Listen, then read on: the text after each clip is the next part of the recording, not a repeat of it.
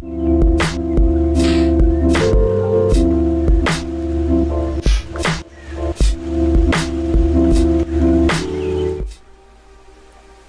up everybody, Gundam Flexing here. In today's video, I'm going to be unboxing the MS-14JG Gelgoog Jaeger from High Grade Universal Century. Now if you remember in Universal Century, the Gelgoog Jaeger is the product of Zeon's United Maintenance Plan. In terms of performance, it's much greater than the regular Zaku mass-produced mobile suits, but unfortunately this specific model was implemented a little bit too late, as well as a plan during the 1-year war, and I believe only 14 models were actually produced. They said this suit is very efficient, and in terms of sniper capability, because this is the sniper use, it is much more efficient than the Zaku 1 sniper type. So on the box art here, you have the emblem on his left shoulder. I believe that's Zeon's Special Forces. Correct me if I'm wrong. You also see the massive rifle with the scope for his sniper ability, and he also has a very massive muzzle at the end of the rifle. What I also like about this specific rifle, if it matches the box art, is the clip. It goes in at an angle and doesn't shoot straight down.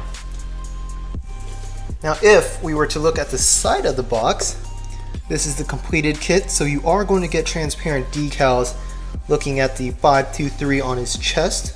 It does come with the rifle. There it is. Looking at his back, he has a backpack with, it looks like 5 thrusters, and at the bottom of his skirt he has 2 additional ones, and it looks like he also has 2 fuel tanks that shoots from his back. Oh, is that an antenna? That's pretty cool. This is the art. This side of the box isn't different than the other side. It is number 045. Looking at his special features, of course you have the rifle, and the scope is also going to be a transparent piece. I'm betting money on it. He has rifles extending from his forearms, on the top of his forearms. Oh, that's pretty sick. So not only does he have piping systems that shoot from his mask to the back of the head, looks like it also extends from the top of his chest to his neck. Of course, we also indicated before his thrusters in his backpack with a little cute antenna. My goodness, so he has a lot of thrusters at the bottom of his skirt, at the underskirts of his legs, as at the bottom of his feet. Because again, this guy is supposed to, performance-wise, is much greater than the Zaku. As a matter of fact, I believe I read on the Gundam Wiki that this is probably one of the best, or potentially could have been the best mass-produced mobile suits during the 1-year war, if the United Maintenance Plan was implemented earlier. And we have a rifle. So this is the rifle, so he could hold it. He could hold the trigger, and then he could also hold the base, which is pretty cool. This is more details. And let's look into the box.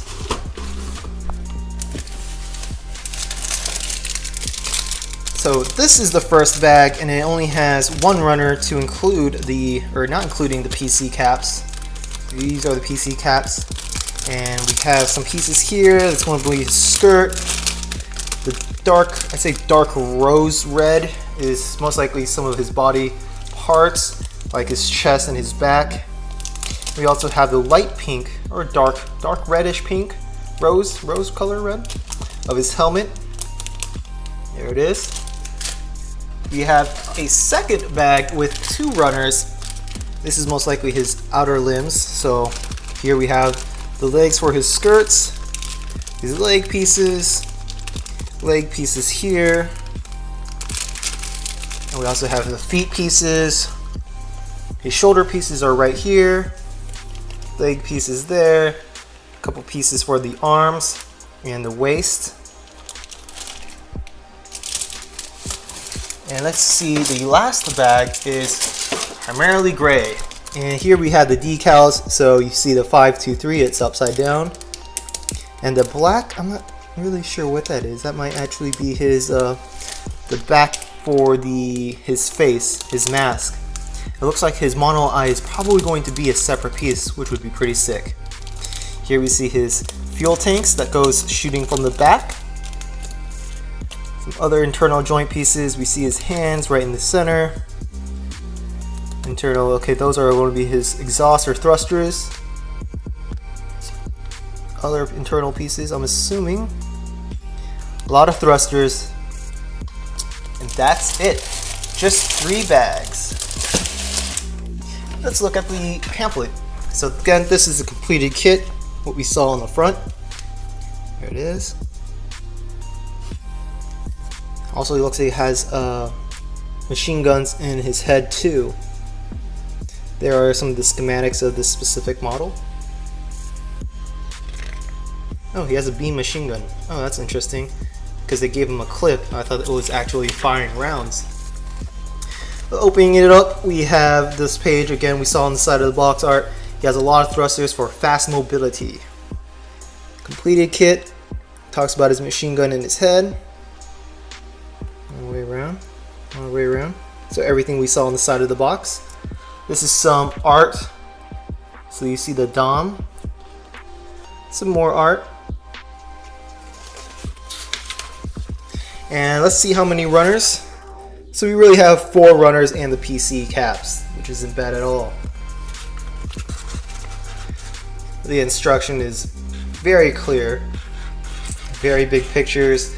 Looks like you start with the chest, and then you work your way with the arms, connect the chest and head, then the legs, then the skirt, and then you build the weapon system. And there's only technically one real weapon system, and that's his beam rifle, which is right here. There it is. Looking at the back of the pamphlet, so his weapons, same thing on the side of the box. We just see a cannon or a machine gun on top of his wrists. He has a machine gun on top of his head. Of course, he has his beam rifle, which, okay, I guess he doesn't have a clip, because this one doesn't show a clip. Bottom of the skirts, some action poses, and his back pose. These are the color guides, if you're interested. Other than that, yeah, this kit seems extremely simple, but it seems to have a lot of cool features about the Gelgoog Jaeger. It's unfortunate that Zeon could only produce such a limited amount during the end of the 1-year war. These suits could definitely have tilted some of the favor into Zeon's odds. There we go. But that's all I have for this unboxing video.